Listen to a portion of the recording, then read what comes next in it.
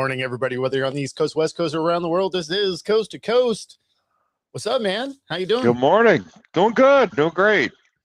Yeah, missed you last week. What you been up to? You know what? I had a work graduation that I flew to Indiana for. Loved it. It was amazing and great weather. Great, better weather than Phoenix, Arizona, where it is currently 175 degrees outside right now. So yeah, Right. yeah, Yeah, we're gonna cool it down this weekend. We will only melt steel. That's right. Yep.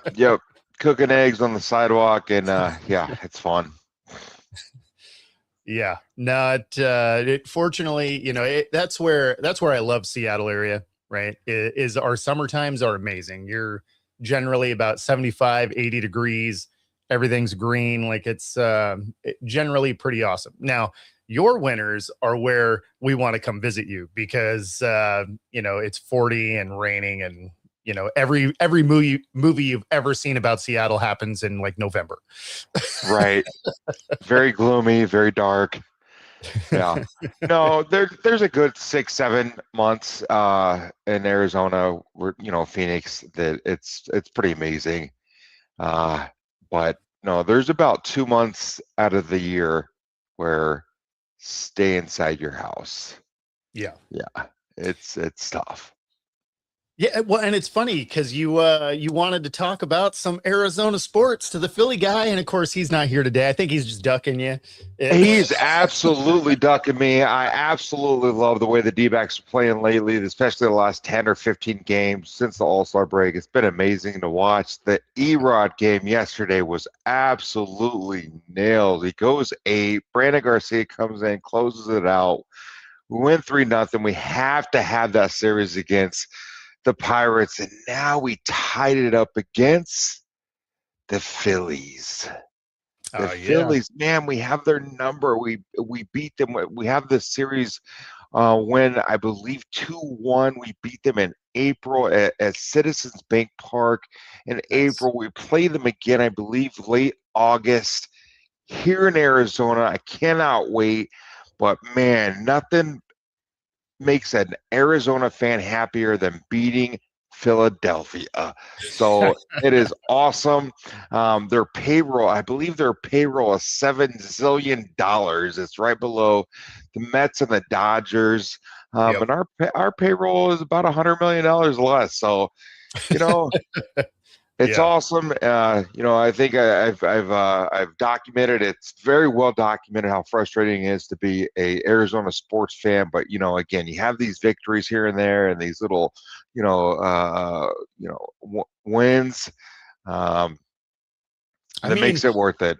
When you guys won your ring, it looked similar. Yeah, you got hot at the end. Yeah, so 2001, absolutely. You know what? And you go back to all these years, 2023, when we go to the World Series, we got hot at the right time, didn't have the best record squeaking in. Then we beat these teams. I believe in the National League Championship game, we beat the Philadelphia Phillies. Wow, that was amazing. You go back to 2008, right? The Cardinals squeezed into the Super Bowl. Not very good.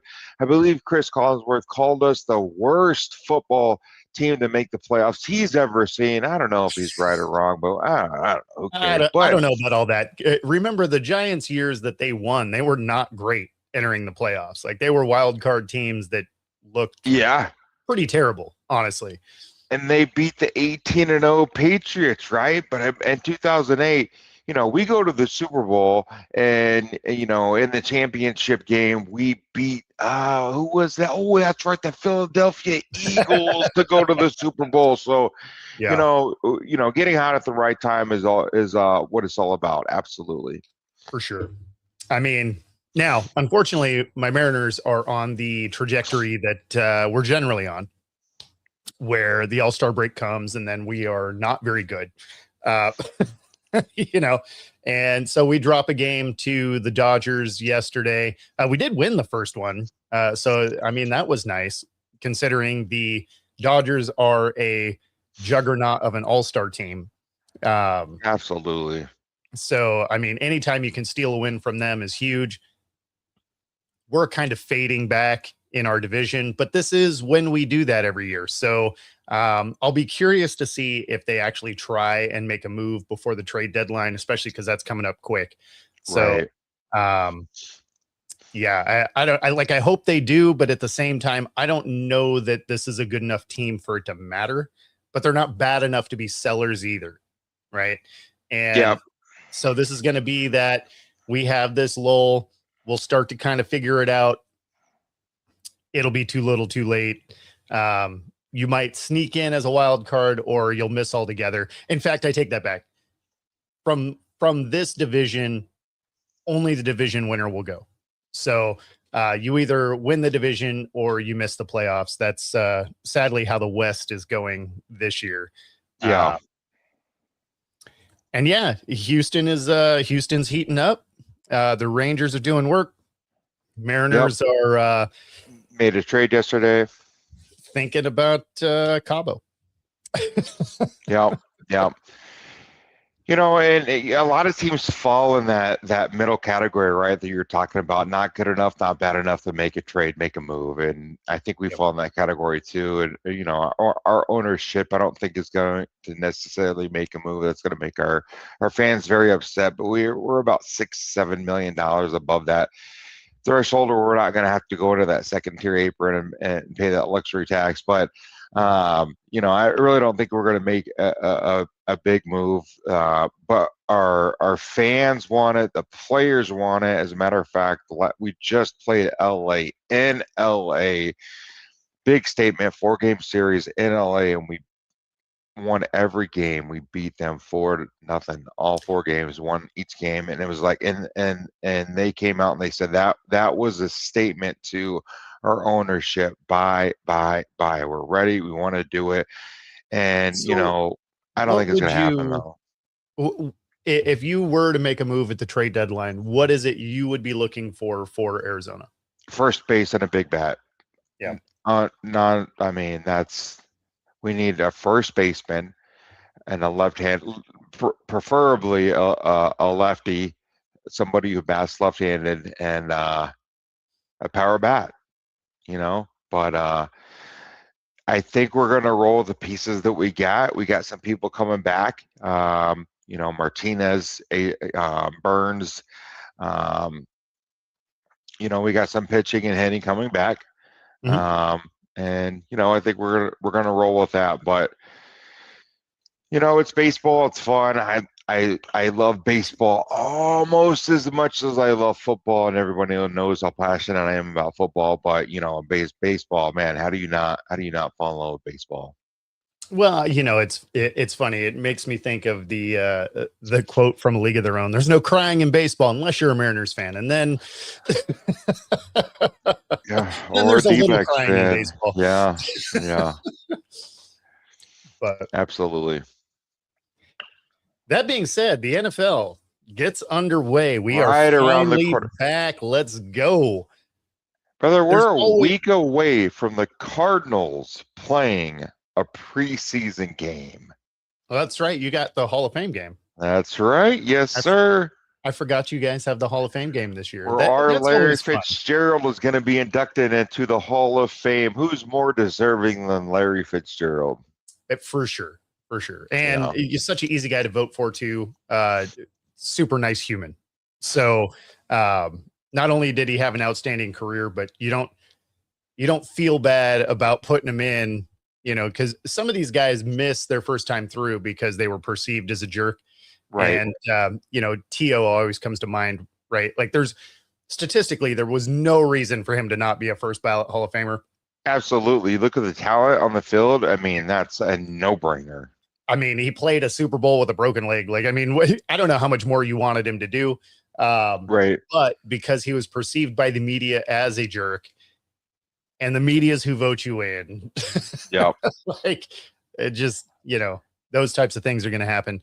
That will not be the case for Larry. Widely regarded as one of the nicest guys in the league when he was around. So, yeah, for sure. Yeah, he'll be. That's a no-brainer. You did get a quarterback. He did sign. You know what? We did. So now we do not have the quarterback issues that the Atlanta Falcons currently have right now. So, Yeah, um, no, I'm happy for it. Um, I was all for Jacoby getting paid a little bit. I mean, he came in, or he was playing the second year of his 2-year deal, and he was making less than Gardner Minshew. So I get sure. it. I understand. Get your money while you can. He's not the future. He's not, going to be QB1 next year. Yeah, So there had to be an understanding, a compromise there, and they came to a compromise. He's at camp. He's playing. So I think both parties, everybody's happy. But Bo, I actually thought they were going to let him go. I didn't, because you have to have a quarterback in the room that knows what he's doing, right? Carson Beck, Minshew, listen, Beck is Minshew knows what he's doing. He's not great at it, but he knows what he's doing. how do you sell to your fan base? Minshew's going to be our QB1 going into the season. I mean, really? No, you're not. You're hyping the That's a fact tough that, sell. well, you wouldn't be hyping that he's your QB1. You'd be hyping that you have Carson Beck on getting ready to go, right? And And that blows nobody's hair back. That gets nobody excited. I don't even think that gets Carson Beck's family excited. So does Brissett get you excited? right now, no, it doesn't. But no, but you know what it does is it gives LaFleur and company, it gives them excitement to know, hey, listen, we have a veteran QB that knows how to run the system, knows how to run the game, in-house, under center, running our offense. I mean, that quarterback room is like overnight oats. It's going to be cold and lumpy. Yeah, And just because you threw some raisins in it doesn't mean it's going to be good. Hey, yeah, you're exactly right. It is going to take some time. But you know what, Bo? I want to listen. Vegas is very down on us, and for a good reason, right? We're the Arizona Cardinals, right? Yeah. I understand that we're the laughing stock of You're not going to be as America. bad as they're saying. Brother, look at our offense. We got Jeremiah Love. Look, I don't know if you've seen any clips, but listen, I know they're practicing in pajamas. I get it. Everybody practices in pajamas right now. Yeah. But I've watched football for a minute. I've been around. I'm pretty old, okay? And I'm just, the way that he looks, the way that he moves. He ran a route. I think it was yesterday that I saw a clip. He ran a route, kind of ran the wrong route. He jumped for his cut. You shouldn't jump for a cut. And he beat this linebacker so bad that I'm like, wow, that's going to be there all year long. You got Jeremiah Love. You got Tyler Algier. Tyler snaked a lot of goal line touchdowns away from Bijan last year. Mhm. No one's happier, more happy that Tyler Algier is gone and out of Atlanta than Bijan Robinson. Bijan is on cloud nine because now he's going to get more looks in the red zone, right? So we got Tyler Algier, we got James Conner. Everybody forgets about James Conner. Arizona Cardinal fans have not. We love James Conner, his toughness, his grittiness, his willingness to run between the tackles, outside the tackles. He does not go down. Okay. Mhm. Trey McBride, pretty good tight end. Yeah, I mean, none of it is your weapons. Like your Marvin weapons. Harrison Jr., Michael Wilson, those are pretty. I'm not saying they're top 10, okay, but that's a pretty good wide receiver group. So I like your weapons overall. Your offensive line is what I worry about. I worry about the right side of our offensive line, and specifically our right tackle. Yeah. You know what? And I believe Isaiah Adams. You know what? Listen, and people talk about the Jeremiah Love acquisition. They talk about the Genty experience all over again. One, our offensive line is not as bad as the Oakland Raiders. Number one. Number two, why are we acting like our offensive line can't get better? It's not that they can't. It's just that you are looking at it as what you have right now, right? Like Exactly. We're every looking at it team. as what we have July 29th, right? Correct. Whatever, July 28th. Didn't the Rams offensive line get better when they got Whitworth? For sure. No, and that's the thing is like there's You opportunity for can things to get add up pieces, yes. for sure. We can add a right tackle, and all of a sudden our offensive line looks pretty good. Listen, we don't got to be top 5. We just got to be top half, right? Yeah. Well, and I don't think you're there yet. Like I don't think that offensive line, if you were playing No, today, would be top half. I think no. you'd probably be the 25th offensive line right now. I would say we would be probably between 15 and 20, correct. So yeah, even that's a little higher than I would think if they played today. But it's that being said, that you do have a lot of weapons, and that's why I'm not buying. Vegas has you at 4.5, right? Yeah. I believe that's the I'm going to line. smash that over, yeah. Yeah, I would take that over for sure. I would expect you guys to be a 6 or 7 win team. Like, I don't think you're going to be great, right? Like, there's definite deficiencies. Who knows what Hackett's going to do? Like, he finds ways to bury even good teams. So, I'm not a fan of him as a coach. So, well, he's not going to be calling plays. And when Aaron Rodgers won the MVP, who was the offensive coordinator? Yeah, well, Nathaniel Hackett. To be fair, that was Aaron Rodgers, and I'm not saying we have an Aaron Rodgers. I mean, some people think he's the greatest thrower of the football on the planet, which I've been saying forever. I think Aaron Rodgers is absolutely phenomenal. We don't have an Aaron Rodgers on our roster or any roster, but no. And what my point there is he can add some icing to a cake that doesn't look very good. Right. Right. You don't have that guy in the room. So no. And everywhere else he's gone has been a disaster. So I'll be curious to see what he can do. Hopefully he turns it around for you guys. That being said, even if you guys look great comparatively over the last couple of years, you're not doing anything in this division this year. So then the question becomes, do you think Beck is your guy, or are you trying to get one of those QBs next year? Yeah, exactly. And it doesn't matter what anybody says right now in July or August. Doesn't matter what anybody, sees or thinks, right? It's what we see in the regular season. I mean, he's got to come out and do it. And that's going to be probably, I don't know, week 8 or later, right? That we're going to see Carson Beck. So I like what I see in preseason. Again, we're in pajamas. No one's hitting anybody. So well, I mean, so that's where the offensive line comes into question, right? Is when you watched him in college, big kid, right? So you went for the polar opposite of your Kyler experience, right? I mean, he's 6'5" and like 230 or something. Like, he's a big dude. And then 233. Oh, okay, there we go. So, and then he made good decisions with good protection. Yeah. So that's going to be the question. If your offensive line looks week 8 like it does today, how much success does he have? Because when he was under duress in college, and let's be honest, everybody in the NFL is going to be better than any college team he saw. Right.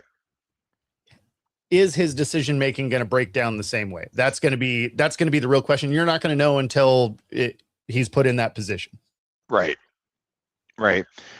Well, I don't disagree necessarily on that take. One of my favorite quarterbacks of all time happens to be an ex-Cardinal quarterback. Warner once said, the greatest trait a quarterback could have is his decision making, right? It's not talent, It's not arm talent, it's not running pad, whatever. Yep. It's decision making. And I've never seen anybody better pre or post snap read throwing the ball than Kurt Warner. Okay. And I think if Drew can get that, if he can stay in that film room and study defenses and learn, hey, listen, my pre and post snap reads and where to throw the ball. He has all the intangibles. He has the size, he has the balance, he has the vision. He's just gonna have to learn where to throw that football. And I kind of think that's where Kyler went a little bit awry. I think the talent was there. I will always be a Kyler fan. I will always stand on that hill for him. Yeah. And fight for him. I think he's going to do amazing in Minnesota. I really do look for them. I look for them to win that division. But I think that's kind of where he went awry. Was he didn't study as much as he needed to. And his pre and post snap reads were just not necessarily there. He stood at the podium when he signed his big contract, and he said, I think it's kind of flattering you guys think that I got here without studying, and right then I remember watching the press conference and thinking, yeah, I do think that. I do think that you got there because you're that talented. And you don't study as much as you should. Imagine if you did study as much as Kurt Warner. Oh my gosh. For sure. You'd be another, Russell Wilson. So that's why I always like the try-hard guys over the ones that have elite talent. Yeah. Like, give me a guy that is available and give me a outworks. Drew Brees. Give me a Exactly.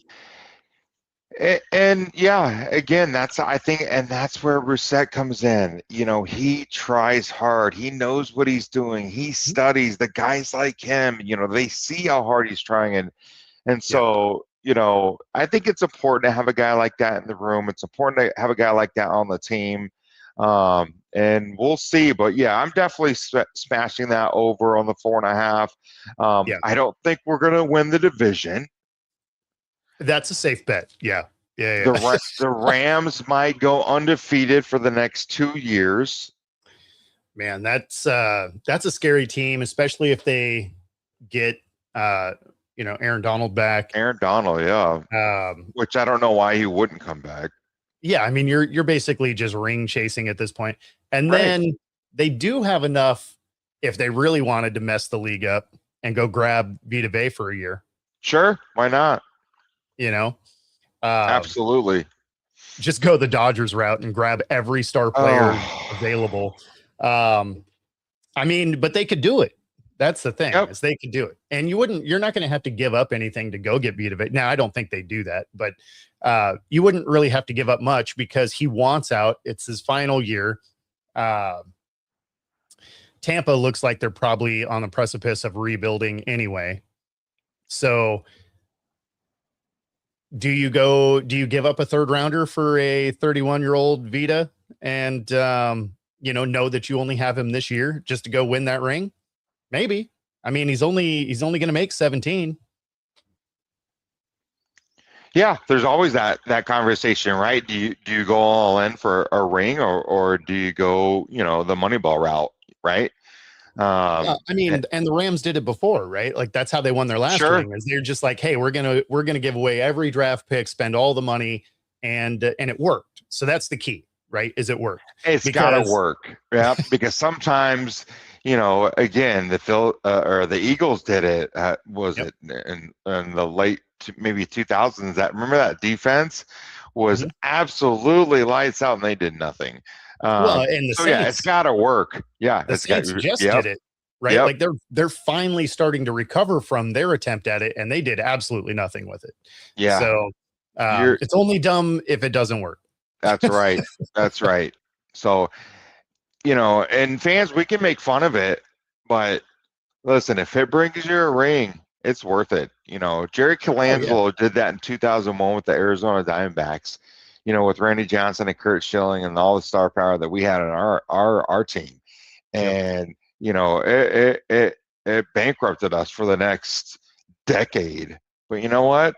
It was worth it. Yeah. I was at Game 7. I remember crying. I remember partying in the streets. And they can't take the ring away. So even if you're bad afterwards, you got that ring. You can hang that banner all the time because you can say you've won a ring.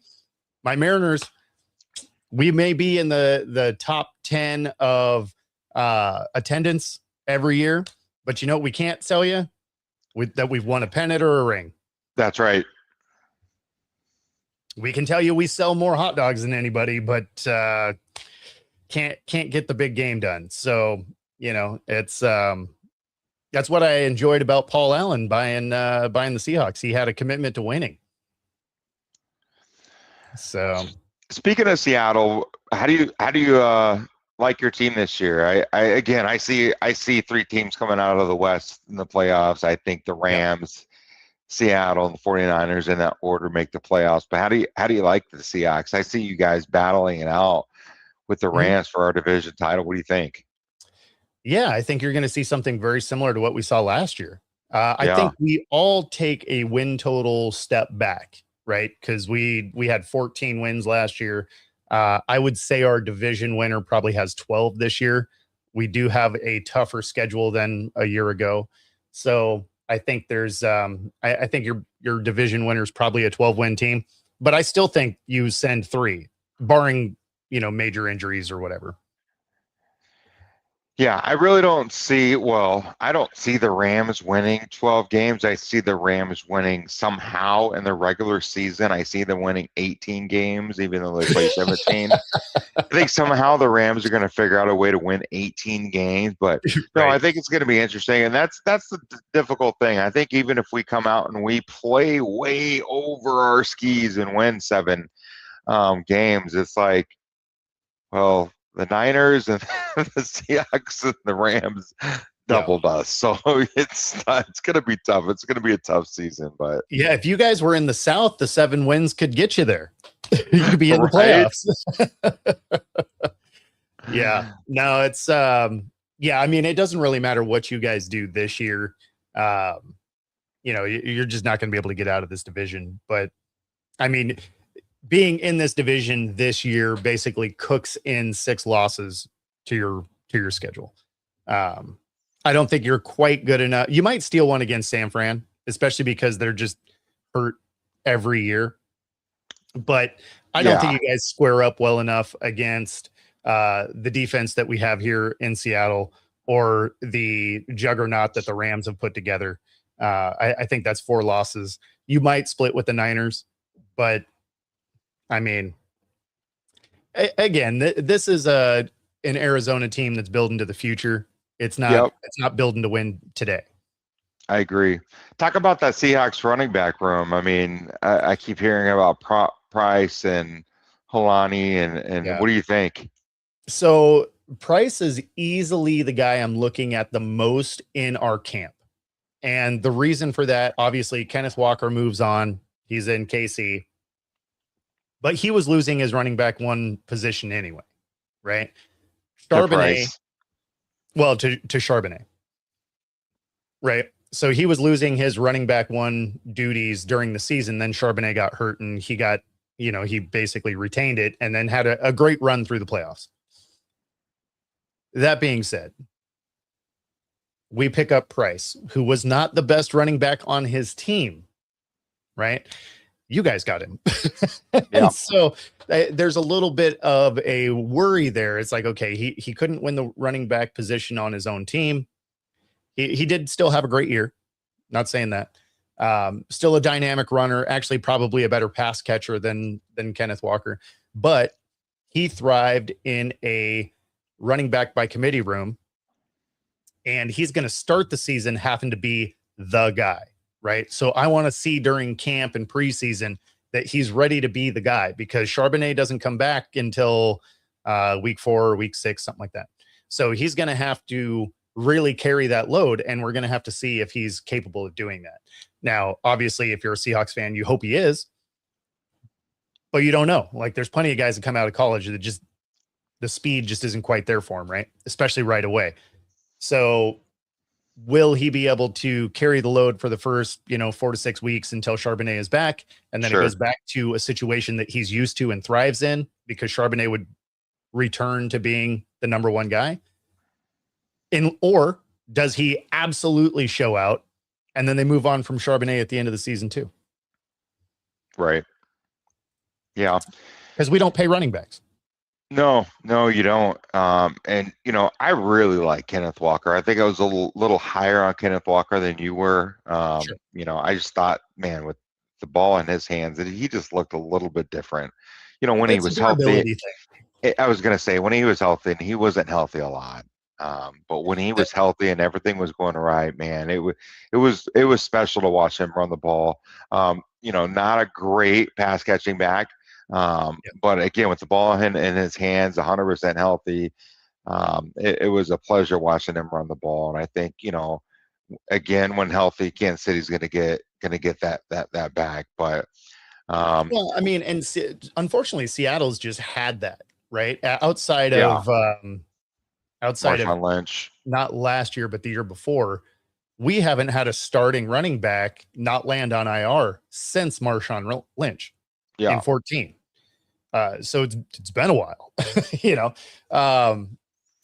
And I mean, sadly, we've had good talent. Like when you think of when they drafted Rawls, when he was healthy, you're just like, man, this guy could be a different runner, and just could never stay on the field. Yeah. Kenneth Walker, similarly, like he was going to be dynamic for 8 games. You just didn't get to choose which 8. Right. So hoping that, and of course, Charbonnet, similarly, like he's getting hurt. So can Price be a healthy back that's available? I mean, I'll take a little less talent if I can have him every game. Sure. Absolutely. Yeah. Durability is best quality. Yep. Absolutely. Availability. Joe trying to will your cards to winning the division by actively cursing the other 3 teams. Joe, I will go in half with you. I will send you money and we can go in half and definitely do it. Yep. We will have the Cardinals win this division. And you can do it on the show right here by using the QR code on the screen. Up to 125% of your first 3 deposits, 10% bet guarantee. Bet alongside us. Bet us here on Coast to Coast. Yeah, I'm with you, Joe. Listen, it's going to be a tough season. I've been a season ticket holder for 2021. Oh man, I don't know. It's been forever, painstaking years, but so it's going to be another tough one. But I really think we're gonna win some games that we shouldn't win. That's every year though, right? You win some games you shouldn't. You lose some games you shouldn't, like the Tennessee Titans game last year. That was a touchdown. But anyway, I mean, there's definitely teams that I can say that about. Arizona's one of them. The Raiders will be one of them. The Giants will be one of those. Absolutely. They're going to be interesting. They're not going to do anything, but they're going to be interesting. No. And I believe your team is going to be that, just because you're individually around the field, you're going to have moments where you're like, okay, like I can see kind of what it is we're trying to do here. One guy I want to see take a big step forward on your roster is Marvin Harrison Jr. Like there's so much talent there. You're speaking for the entire fan base right now. Go ahead, Bo. Well, I think where it's frustrating is because he has so much talent, right? Like his dad wishes he had his kid's frame, right? Oh, man. That, like, talk about a next level, like, especially crazy. This season, yeah. So then you watch the way he runs routes, and you're just like, that is the laziest looking route. Rather than being crisp out of cuts, it's kind of rounding it off. Now, as a DB, I loved a guy that ran a route that way, right? Because you're like, oh, I don't have to try and make up any. You're not creating space. Right. You round it out. I know where you're going. If you make it crisp, like I have to concede 1.5 yards because you know where you're going and I don't. Right. Absolutely. So when you watch him round out, and then of course the pass is being thrown like it's going to be a crisp route. So the pass looks like it's underthrown. He's out of position. If you're a DB, you're like, I'm all over him all day.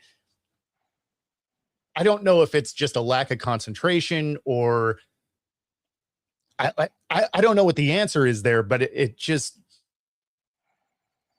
man, you got to see him make that step forward. Otherwise, it ended up being a bad draft pick, even though on paper he should be killing it.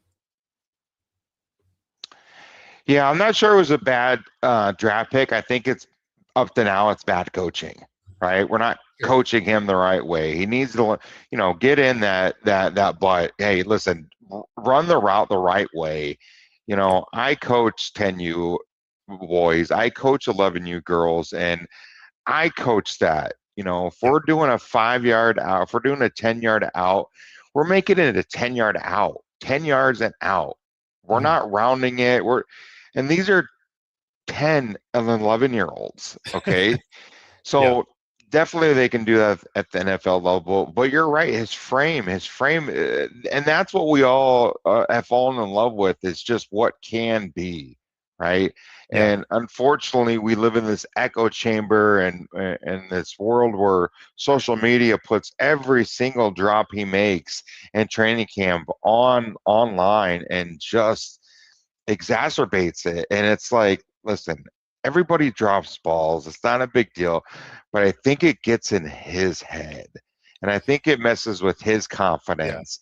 And he reads it and he sees it and it just kind of perpetuates itself.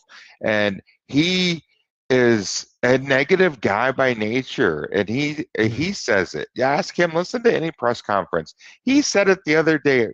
He listens to the negativity. He All does. he sees is negative.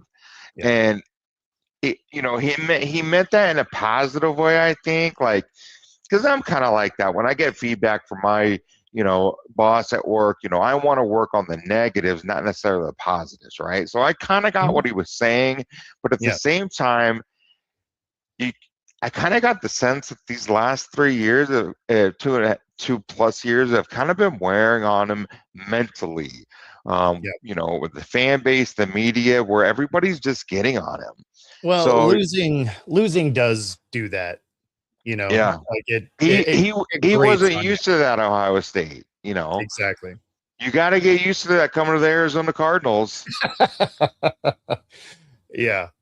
Yeah. No, I mean, it's I get, responding better to the negativity. I responded better to coaching like that, right? When Yeah, it was like, "What are you doing?" yeah, As I did opposed to, "That too. was great." I don't know, for being in the heat of the moment, I responded better to the first.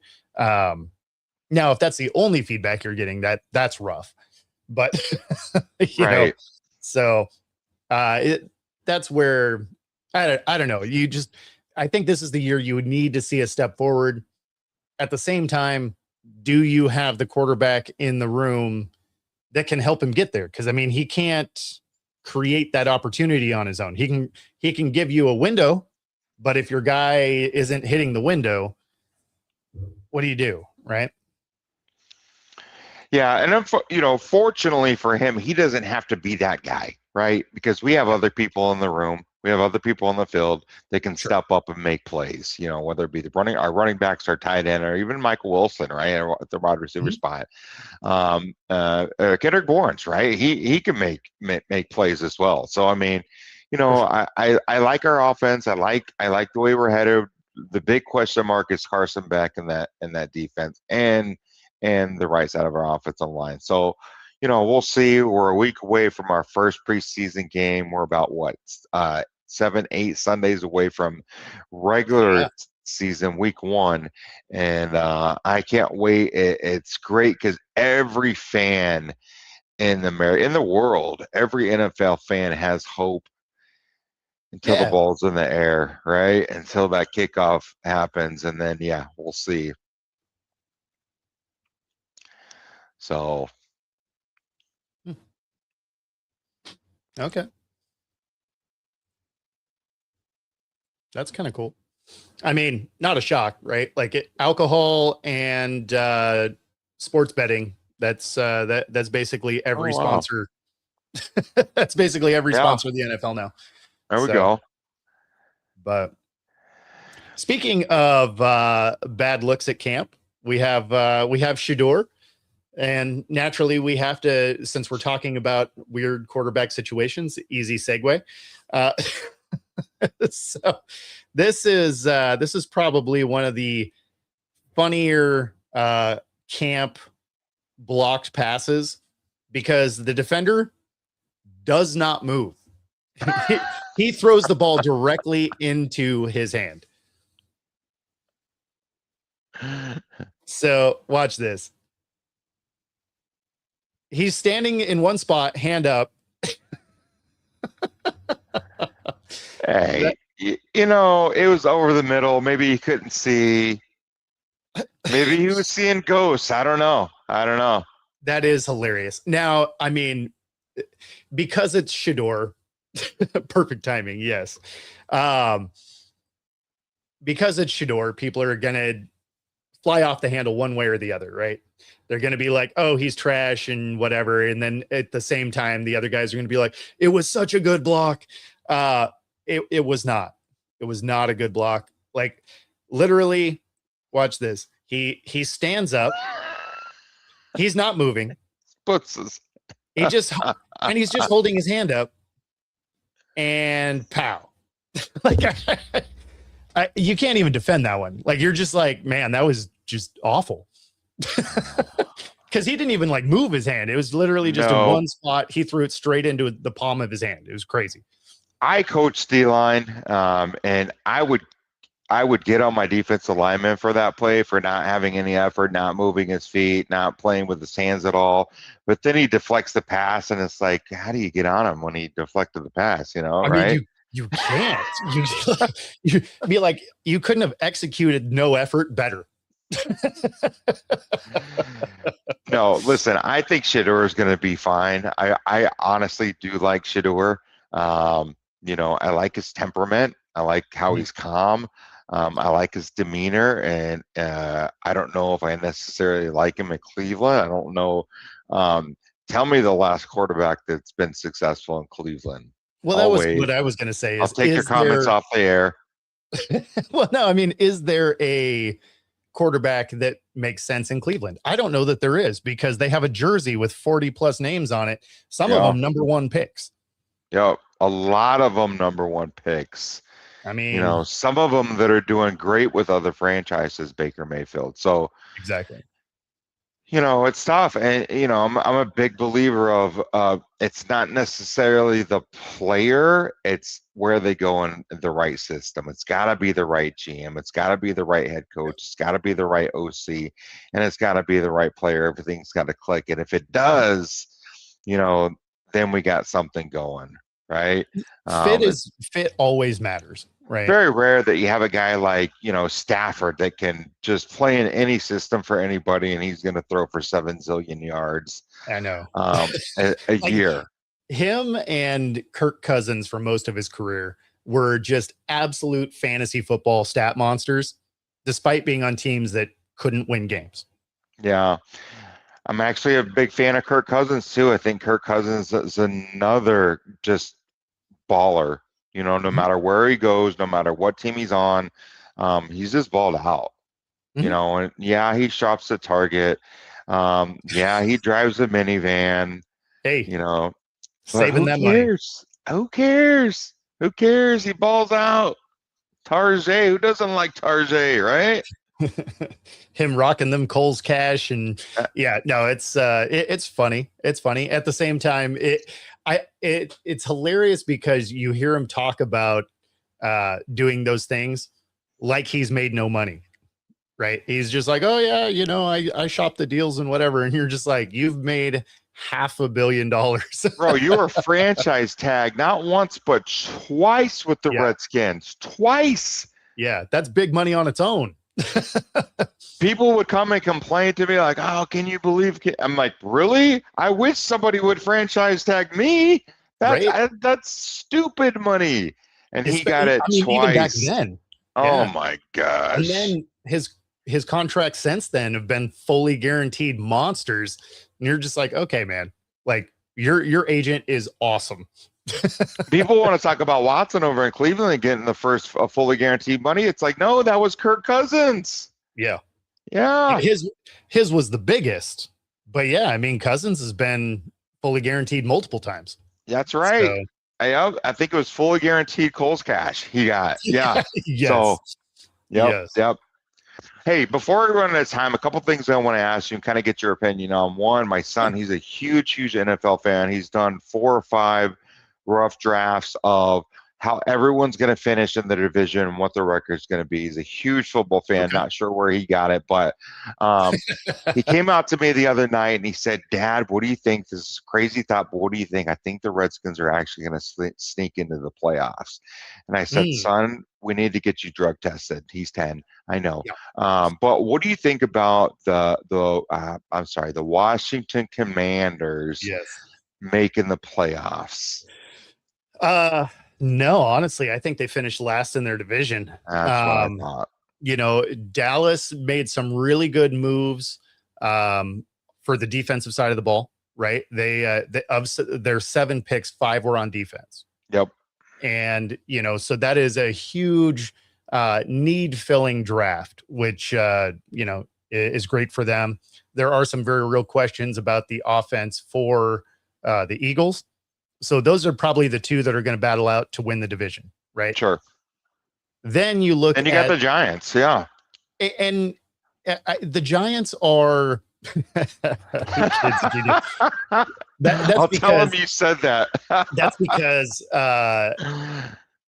one of the members of Rec Room Sports, Jay, is a Commanders fan. So that might be more of a homer. Hey, before the Cardinals came here in '88, I was a Redskins fan. Yep, with the posse, the hog line. Yep, Mark Rippon. Yep. I mean, that was, you have to give so much credit to Gibbs to go to win 3 Super Bowls with 3 different quarterbacks, and yep. I mean, you know, nothing like that's been done. So, nope. Yeah, that was an amazing era for the Redskins. That was amazing. The '88 Super Bowl was amazing. But no, I'm with you. I'm with you. I think Dallas, you know, they've improved. I think they got to improve a little bit on the defense side of the ball, and that offense is a juggernaut.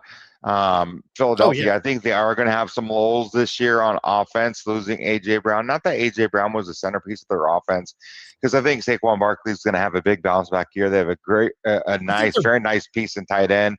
And Devontae Smith is. I think they're better without A.J. Brown because you don't get any of the distraction. I just don't know that they're positioned in a way to be as good as they've been. Their offensive line isn't quite as good as it was. And you have a new OC. So who knows what that's going to look like? Yeah. You know what? I'm not going to sleep on Philly. You know, A.J. Brown, that talent. Listen, wide receivers have been diva since forever, right? So, you know, I think Philadelphia is going to be Philadelphia. They're going to be there at the end of the year. And the Giants, right? They got some nice pieces coming back, right? With Cam and company. And so, no, I see the Redskins finishing last. I have the same questions for the Commanders that I had last year. Who's going to be running the ball? A guy named Bill? Yeah. You know, I don't have a lot of faith in that wide receiver room, and that defense has really got to step up. So, I mean, one thing, if you are a Commanders fan, you got to like this right here, because it means Ayuk is likely not coming and bringing his distraction to your team. Evaluating guys to maybe bring in for workouts, whatever. What role, if any, does kind of a player's social media have in that evaluation process?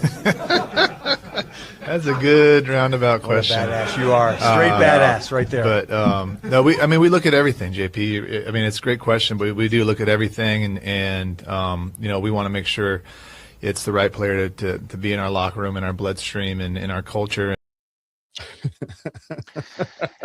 Antonio Brown, I mean, Brandon Ayuk is not doing himself any favors. He needs to just quietly shut up.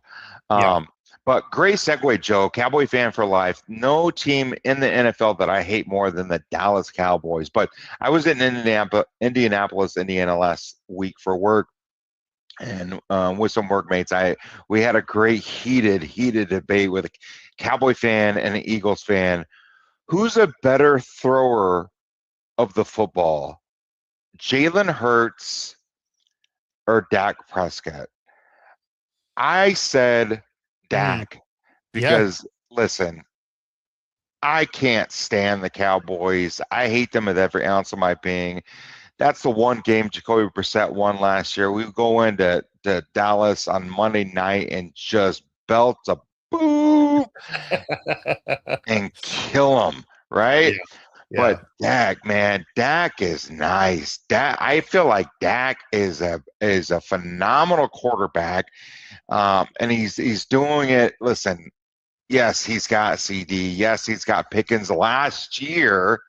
But I really think Jalen Hurts has a lot more talent around him. He is a top 5 running back, top 5 wide receiver core, top 5 tight end core, top 3 offensive line.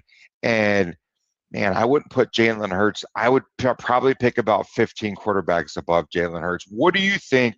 Who do you think, Bo? You watched 1 or 2 football games. Who do you think's a better quarterback or maybe a better thrower of the football? Dak or Hurts? Dak easily.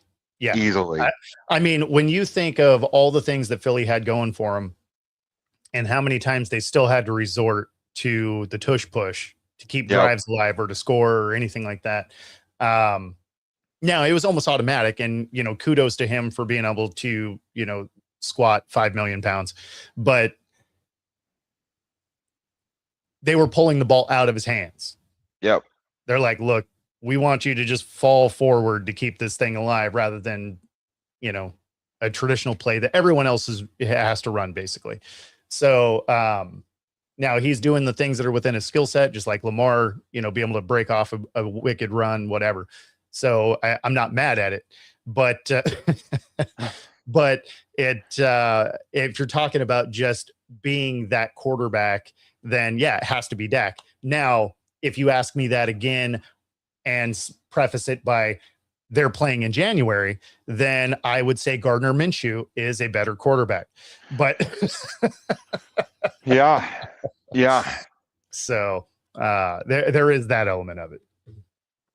I think it's Dak hands down, regardless if it's, September or December. I really think Dak makes better decisions. He's a better quarterback than Jalen. I think Jalen, I think he has a certain skill set. I think he throws a great go route, great deep ball.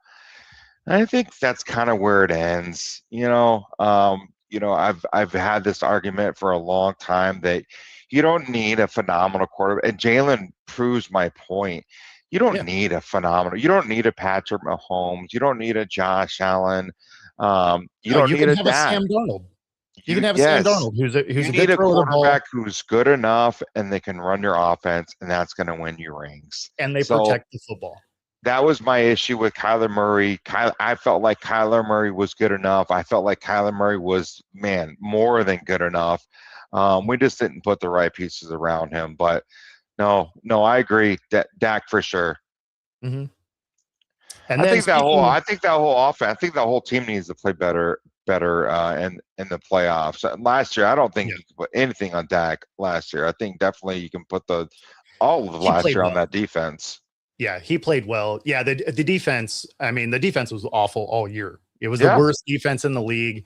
And most of the time when you saw a big play, there wasn't even a defender on the screen. So that's why I really liked that they went and spent money and draft picks and everything to try and bolster the defense rather than just focusing on, best player available, let's go get this guy. Like they drafted for need, and that was great to see. So speaking of other quarterbacks, we got Burrow talking about day one fight for the Bengals, and Jamar Chase rips the helmet off and chucks it. So here we go. Number 1 sure had one today. Number 0 did too. So whatever those guys need to get excited to get better, go ahead and do it. But if you can, maybe punch somebody in the face in about 15 to 20 seconds and then get back lined up, that's probably ideal. We just competing. That's all it is. We just competing. I always feel like the energy got to be like that. It got to be like that on both sides of the field. I hope it's a fight. Hope there's a fight every day. Training camp is always that way, though. When you think of, in years past, there's always a lot of fights in the first, the first really week or two of training camp. And, it's generally viewed as a bad thing. And it is to some degree. but it lets you know how hard guys are fighting, because although there is a 53-man roster, most rosters have about 45 of them already figured out. Yeah, So, absolutely. So when you're looking at 45 to 90, 47, right? 45, say it's even, say it's 40 to 90, right? So you have that many players trying for the last 13 positions at best, right? And yeah, so tensions are high, because it's going to be, I either make this team or I'm unemployed. Yeah. Because everyone else is making the same cut. So it's not like you can't go catch on with another team, but the odds are low, right? Yeah. So it's the fights are bound to happen. I mean, Chase making this team, right? I think that's a fair bet. it's pretty good. They're paying him a lot of money. Yeah. But the defenders he's going against may not. That would be a very Bengal thing to do, though, for them to cut Chase, no doubt.